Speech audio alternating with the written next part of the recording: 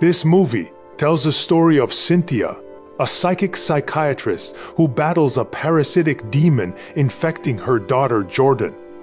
This movie stumbles into the crowded horror landscape with a premise that sounds intriguing. However, it collapses under the weight of its own derivativeness and sluggish execution.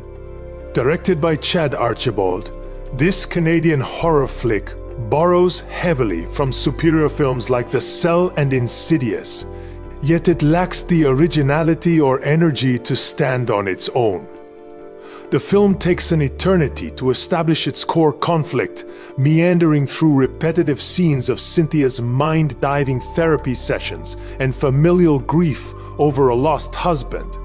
When a scarred teen named Riley arrives claiming demonic possession, the story finally sparks, only to fizzle out with predictable tropes and a lackluster pace. The demon itself, a shadowy scar-inducing entity, feels like a discount version of Insidious' lipstick-faced demon, and its menace is undercut by clunky CGI and overused jump scares that rarely land.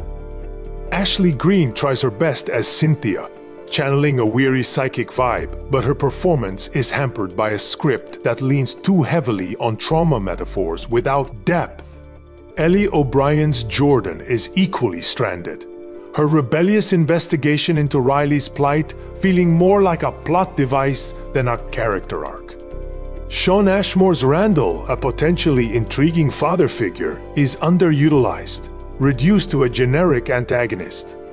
The supporting cast adds little beyond forced comic relief that clashes with the film's grim tone. Visually, this movie aims for a nightmarish aesthetic in its mindscape sequences, but the dark, fantasy realms look cheap and uninspired, lacking the surreal polish of its influences. The creature design is a lone highlight, with a creepy, sinewy demon that deserves a better movie.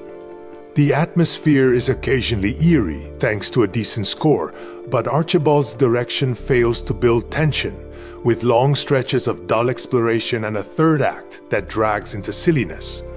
The animated end credits are oddly stylish, but they're a bizarre footnote to a film that feels half-baked.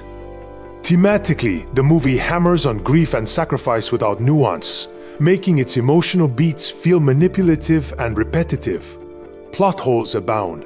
Why does Cynthia, a supposed expert, make such naive decisions? Why are the police so cartoonishly useless?